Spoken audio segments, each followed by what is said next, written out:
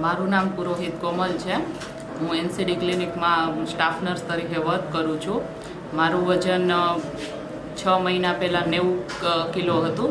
તેમાંથી મેં મેડમના માર્ગદર્શન હેઠળ ઇન્ટરમિટેડ ફાસ્ટિંગ કરી અને 80 કિલો કરેલું છે, જેના માટે બહારનું ફાસ્ટ ફૂડ એવોઇડ કરેલું છે। તદુપરાંત 16 કલાકના ફાસ્ટિંગ, એટલે કે રાત્રે લાસ્ટ ટાઈમ જમવાનું, પછી સીધું બપોરે જમવાનું। એ દરમિયાન ભૂખ લાગે તો પાણી, લીંબુ પાણી અને ટમેટાં ને એવું ખાઈ શકાય।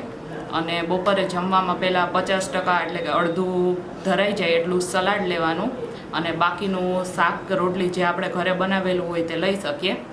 એવી રીતના મેં મારું ડાયટિંગ કરેલું છે, અને એના દ્વારા મને 80 કિલો મારું વજન થયેલું છે, અને અત્યારે મને એ રીતે બહુ સારું ફીલ થાય છે।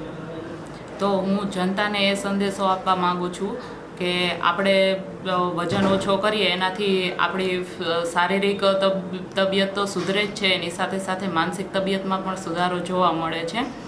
અને તો ચાલો આપણે આ રાજ્ય સરકારની જે ઝુંબેશ છે તેમાં આપણે એને સહભાગી બની અને આપણા વજનને નોર્મલ લાવવા માટે પ્રયત્ન કરીએ।